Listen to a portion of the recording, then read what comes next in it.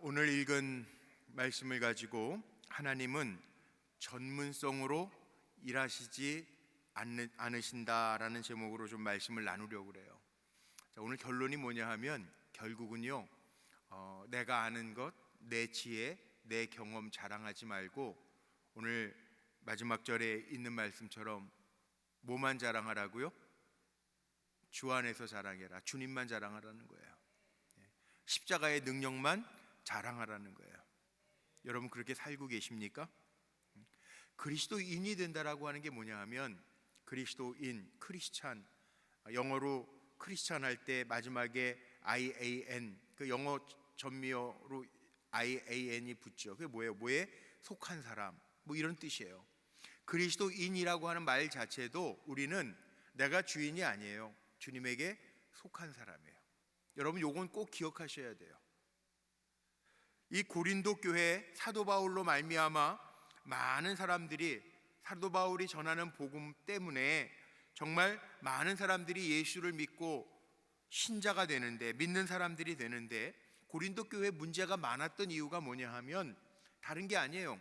복음적으로 바뀌지 아니하고 자신들이 살던 세상적인 방식을 가지고 그대로 교회에 들어왔기 때문에 문제예요. 변하지 않아요. 이게 문제예요. 고린도 교회는요, 사도 바울이 1년 6개월 정도 머물면서 복음을 전한 곳이에요. 사도 바울이 1년 6개월 후에, 사도 바울은 전도자잖아요. 1차 전도 여행 마치고 떠나간 후에 이 고린도에 대한, 고린도 교회, 자기가 1년 6개월 동안 머물면서 복음을 전했던 교회에 대한 소식이 들려오는데 기쁨의 소식만이 아니에요. 오히려 사정이 나빠졌다는, 문제들이 생겼다는 거예요. 고린도 교회의 교회인데도 비윤리적이고 부도덕한 문제들이 일어났다는 거예요. 이게 목회자에게 있어서는 마음 아픈 거죠. 저도 그래요. 같은 마음이에요. 제가 처음 목회한 곳이 있어요. 저 시골의 단양에 목회한 곳이 있어요. 물론 전도사로 있었던, 지금 우리 같은 지방에 있는데 원래는 분당 지방이 아니고 제가 전도사로 있을 땐 저기 강남의 잠실의 송파에 있던 만락교회거든요. 지금 감리교회에서 만락교회를 모르는 분이 없을 정도로 잘 성장하고 있잖아요. 좋아요. 자랑이 돼요. 나도 만락교회에서 옛날에 전도사 했었어. 자랑거리가 되잖아요. 우리 불꽃교회도 마찬가지고 이민 목회했던 캐나다도 마찬가지. 잘 돼야죠. 잘 돼야죠. 그런데 바울이 목회했던 이 고린도 교회에 대한 문제들, 복음이 변질되고 문제가 생겼다라고 하는 이야기들, 이 왜 생겼는가? 원인이 뭔가? 원인 보면 간단해요. 오늘도 본문에 나오지만 하나님의 지혜로 사람들이 모여 있는 게 아니고 자기들의 자랑거리로 모여 있으니까 이게 문제가 되는 거예요. 교회는요, 세상의 논리로 세워지는 거 아니에요. 가끔 가다가 교회 안에 세상적인 논리로 이건 이렇게 해야 됩니다, 저렇게 해야 됩니다 그러는 경우들이 있는데 아니에요. 기도해 보세요. 교회는요, 물론 비상식적이라는 얘기가 아니에요. 상식이 통해야 되지만 교회라고 하는 것은 세상의 지혜와 세상의 방법이 아니라 교회는 신실한 믿음 위에, 하나님의 말씀 위에, 하나님의 방법대로 세워져 가야 되는 거예요. 제가 원래 금년에 고린도 서신부터 읽으려고 그랬어요. 근데 디모데 왜 읽었는지 제가 그 말씀을 먼저 드렸기 때문에 그건 넘어가고, 고린도 교회를 제가 전하려고 했던, 금년에 고린도 교회 전후서 말씀을 전하려고 했던 이유는 교회를 향한 하나님의 마음이 담겨 있는 서신이기 때문에 금년도에 주님의 말씀을 우리의 마음에 두고 삽시다 표어에 맞게 우리가 정말 하나님의 마음으로 우리 불꽃교회를 사랑하고 우리가 불꽃교회를 더 하나님의 마음으로 섬겨가자라고 하는 의미로 이 바울 서신 가운데 고린도 교회 서신을 읽으면서 함께 은혜를 나누려고 준비했던 거예요. 고린도 교회는요, 그냥 쉽게 배경을 얘기하면 바울이요, 어디를 가든지 복음 전도자로서 많은 사람들을 회개케 하고 복음을 전해주고 변화를 일으켰는데, 사실 사도 바울이 복음 전하다가 실패한 곳이 있어요.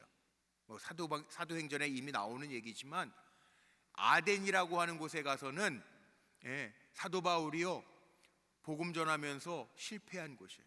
왜? 아덴이라고 하는 곳이 어떤 곳이냐면 앞에 보시는 것처럼 헬라 문학과 철학의 본산지예요. 사람들이 똑똑해요. 바울이 자기의 철학적인 지식을 가지고, 바울도 뒤지지 않거든요. 철학적인 지식을 가지고 그들과 대화하면서 철학적인 논쟁을 통해서 이기려고 했는데 안 돼요, 안 돼요. 세상적인 학문으로는 뭐가 있냐면 한계가 있어요. 하나님의 비밀을 세상적인 상식과 지식으로 다 알 수 있느냐? 아니요. 몰라.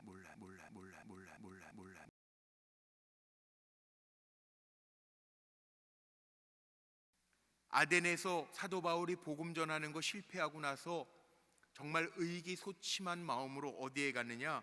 고린도에 머물면서 고린도 교회를 세우게 됐어요. 그곳에서 바울은 십자가의 복음이 뭔지를 가르쳤어요. 근데 바울이 떠난 후에 이 교회 안에 더 믿음 안에서 든든히 서야 되는데 내부적인 갈등을 겪고 또 사람들이 분열되는 양상이 보여서 사도 바울이 그것을 바로잡아 주려고 하나님의 마음으로 고린도 교회에 편지를 보낸 거예요.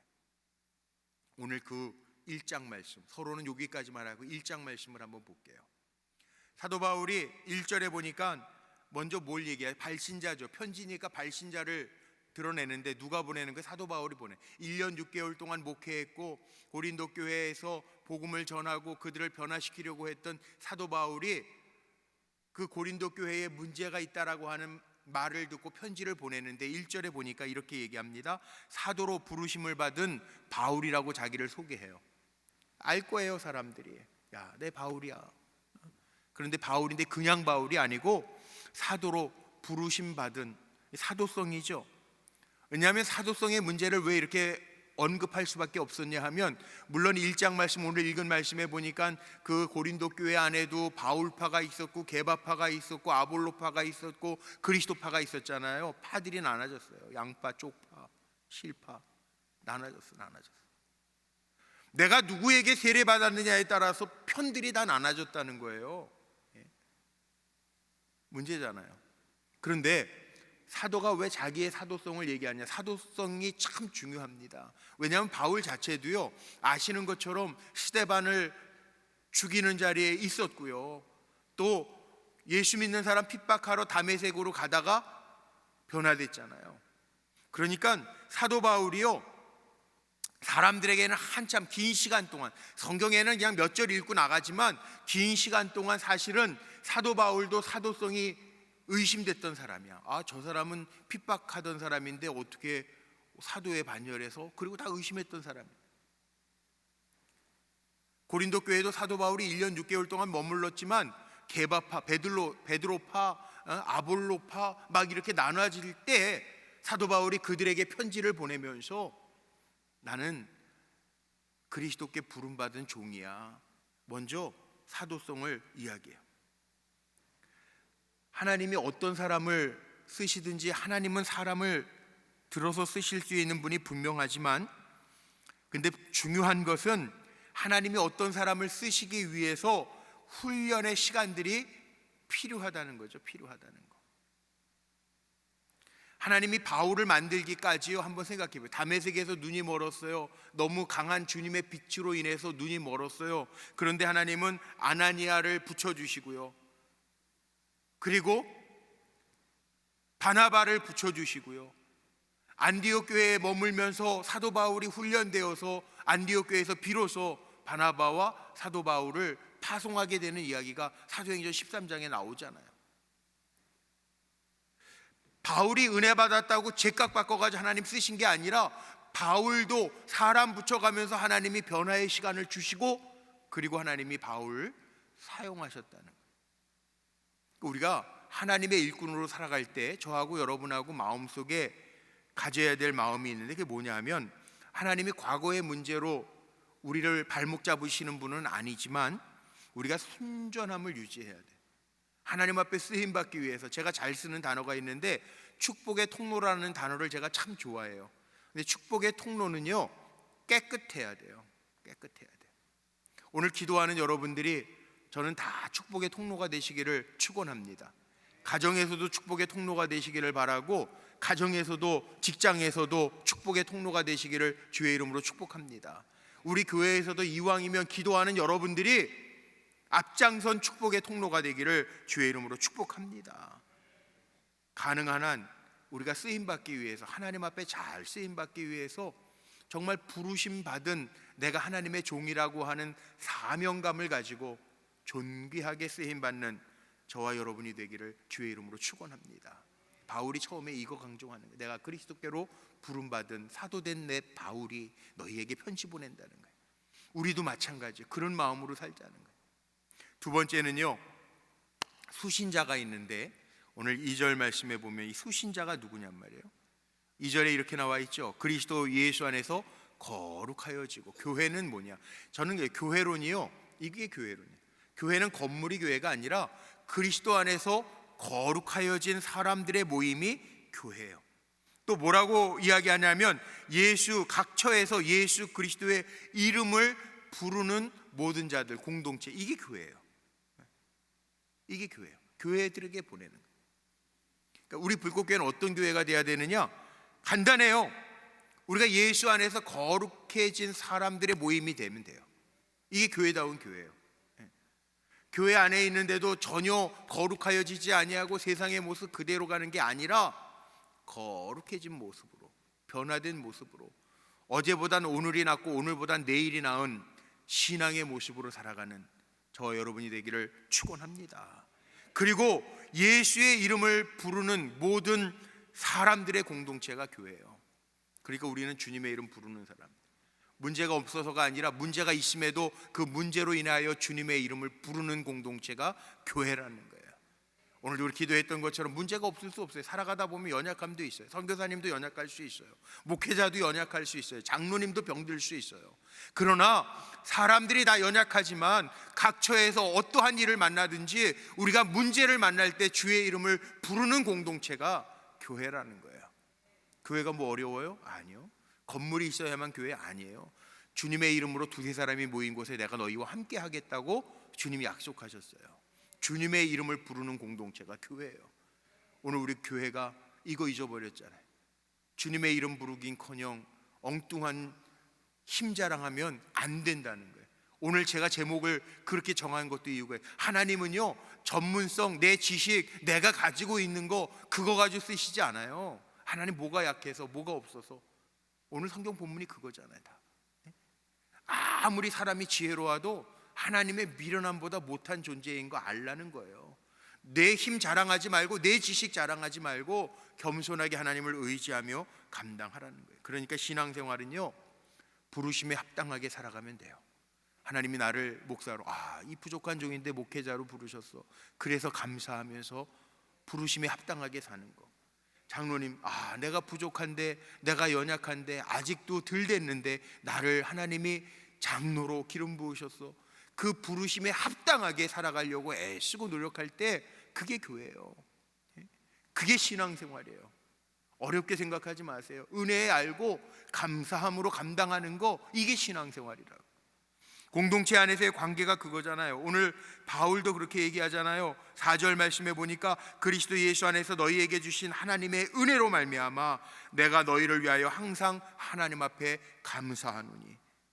아름다운 관계는요, 이런 감사가 있는. 하나님이 내가 부족한데 좋은 관계 맺게 하셔서 우리 성도들이 나를 목회자로 인정해주고 담임 목사로 인정해주고 말씀도 듣게 하시고, 그거 감사하는 거. 바울이 그거 감사하는 거예요. 사도 바울이 고린도 교회 보면서도, 교인들을 보면서도 오늘 말씀해 보세요. 내가 너희들을 생각할 때마다 항상 하나님 앞에 감사한다. 사실 문제가 있어서 내가 지금 편지를 쓰는 건데, 바울의 입장에선 그렇잖아요. 오늘 본문에 나와 있잖아요. 글로에게 듣고, 이 고린도 교회에 문제가 있어서 바울이 그 소식을 듣고 내가 너희에게 편지한다. 그러면 걱정스러운 마음이 있을 텐데 왜 감사하다라고 바울이 표현했을까? 바울은 아는 게 있어요. 뭘 아느냐? 8절 말씀 보세요. 8절에 이렇게 되어 있습니다. 주께서 너희를 우리 주 예수 그리스도의 날에 책망할 것이 없는 자로 끝까지 견고하게 하시리라. 바울이 믿는 구석이 있어요. 뭐가 있느냐? 하나님께서 저들을 끝까지 견고하게 하실 거야. 지금은 문제가 있지만 하나님이 견고하게 세우실 거야. 그거에 대한 확신이 있는 거예요. 여러분, 믿음의 사람은요, 이 확신으로 사는 거예요. 우리가 왜 기도합니까? 하나님이 하실 줄로 믿으니까 기도하는 거잖아요. 오늘 왜 이 자리에 나오셔서 말씀을 듣습니까? 하나님의 말씀은 하나님의 감동으로 된 것으로 우리를 바르게 하고 교육하고 의로 세우기에 합당하다라고 하는 것을 알기 때문에 그 말씀 앞에 우리가 서 있는 거잖아요. 그게 바울이 감사하다는 거예요. 포기하지 않으시는 하나님을 봤기 때문에 문제가 있음에도 불구하고 저들을 견고하게 끝까지 하실 거라고 하는 믿음으로 바울은 감사하고 있어요. 그러나 문제가 없는 건 아닙니다. 이 고린도 교회의 가장 큰 문제가 처음에는 분열의 문제죠. 바울이 지적하는 게 이거예요. 그리스도 중심의 공동체가 교회인데, 주님의 이름으로 모인 곳이 교회인데, 오늘 12절 본문에 보세요. 바울이 편지를 보내면서 내가 이것을 말하거니와 너희가 각각 이르되 나는 바울에게, 나는 아볼로에게, 나는 게바에게, 나는 그리스도에게 속한 자라 한다는 것이니, 바울이 지금 지적하는 거죠. 나는 누구에게 세례받았어? 난 베드로에게 세례받았어. 난 바울에게서 세례받았어. 나는 아볼로에게서 세례받았어. 그거 주장하는 사람들이 생겼다는 거예요. 근데 바울은 명확하게 얘기해요.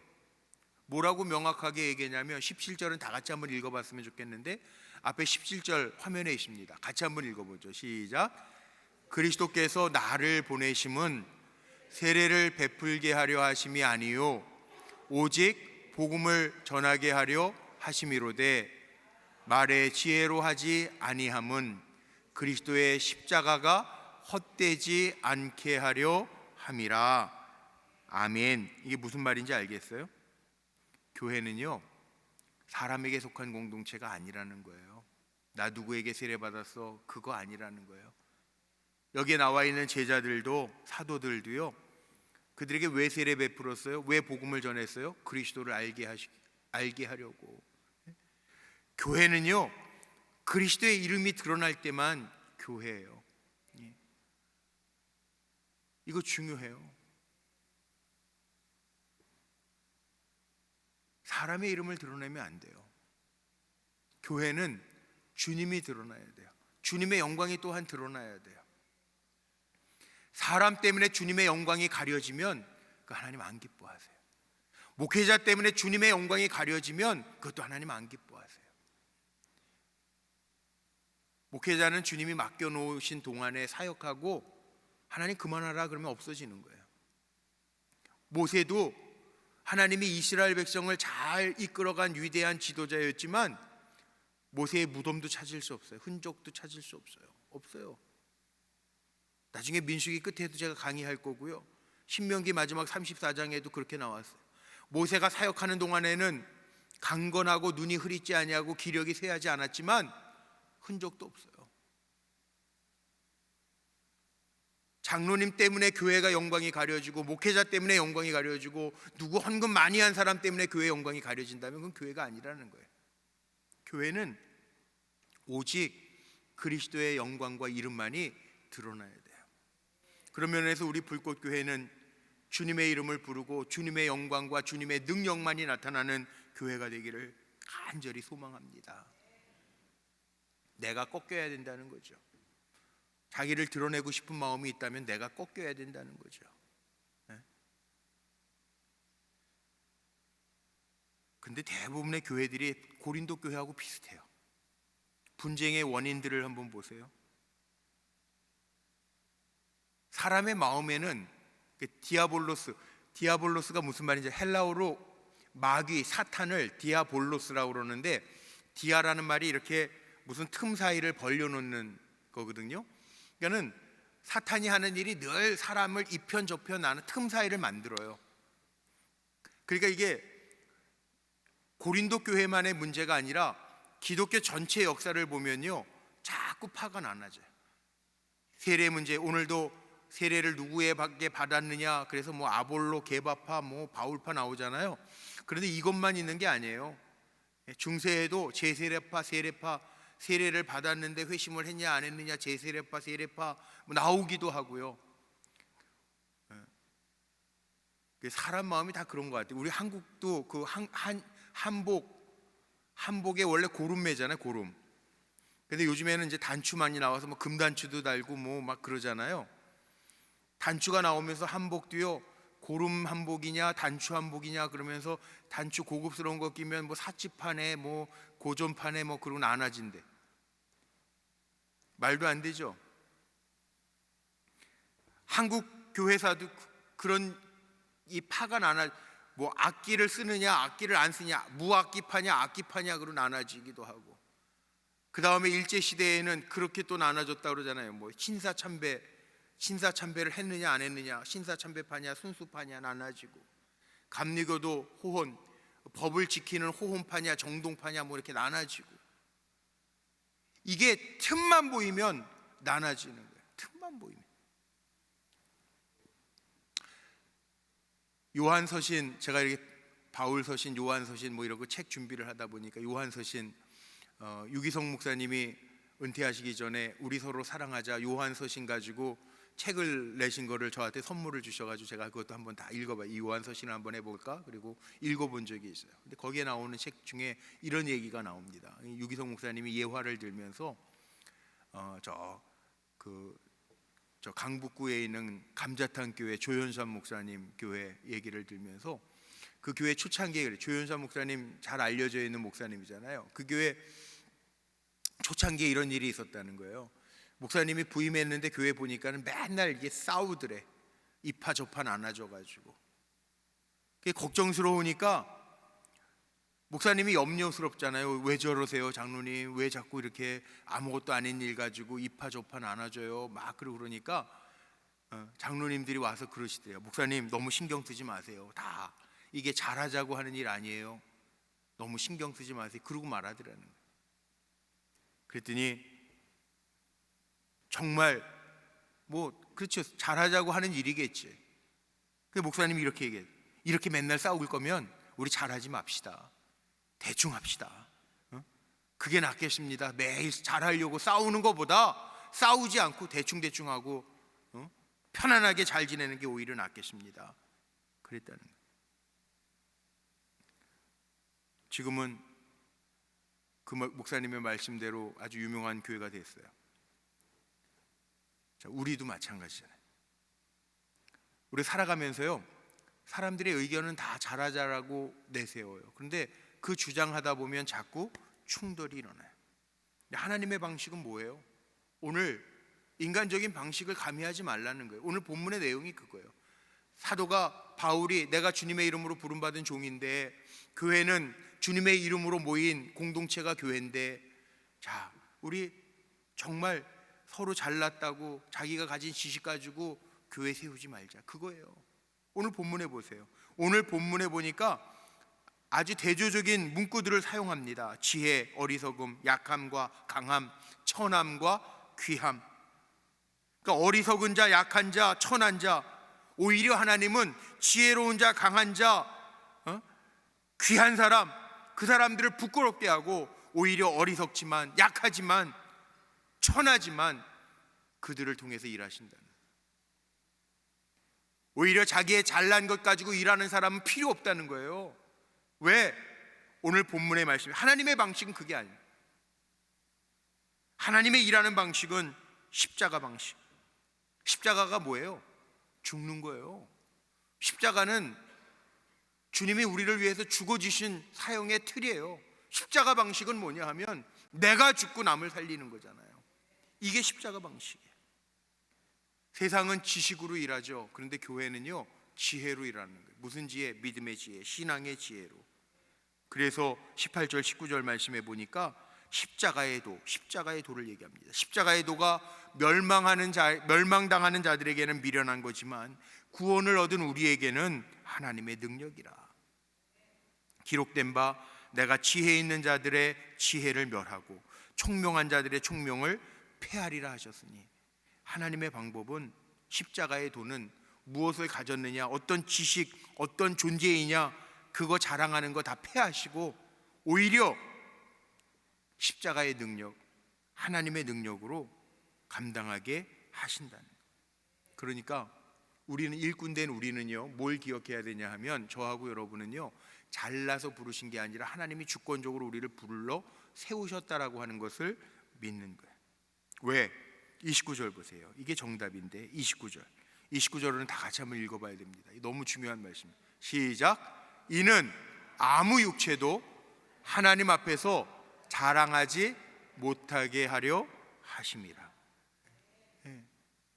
가만히 생각해 보세요. 내가 건강한 게 내 힘입니까? 아니에요. 하나님 은혜예요. 은혜. 우리는 고백해야 될 게 있는데 뭘 고백해야 되냐면 하나님의 은혜입니다. 이거 고백해야 돼요. 하나님의 은혜입니다. 예루살렘에 있었던 예수님의 제자들을, 이 좀 어려운 말인데 헬라어로 아그람마타라고 하는 단어를 썼어요. 이게 무슨 말이냐면 무식한 사람이라는 거예요. 아그람마타, 무식한 사람. 예수님의 제자들은 다 무식했다는 거예요. 범인. 제가 이번 주 수요일 날 새벽에 말씀 전하면서 사도행전 4장 말씀 가지고 제가 말씀을 전했는데, 4장 13절 말씀에 보면 이런 말씀이 있습니다. 베드로가 성령 충만해서 사내들인 공회에서 아주 담대하게 사람들이 저거 예수님 쫓아다니던 쫄보였는데 도망다니고 모른다고 저주하고 부인했던 사람인데 어떻게 저렇게 말을 잘하지? 부활하신 예수님의 능력으로 안전뱅이를 고쳤다고 그러고 변론하는 얘기를 들으면서 사람들이 뭐라고 베드로의 담대하게 얘기하는 걸 보면서 얘기했냐면, 야, 저들은 본래 학문이 없는 아그람마타, 무식한 자인데 아니네, 그렇게 얘기해요.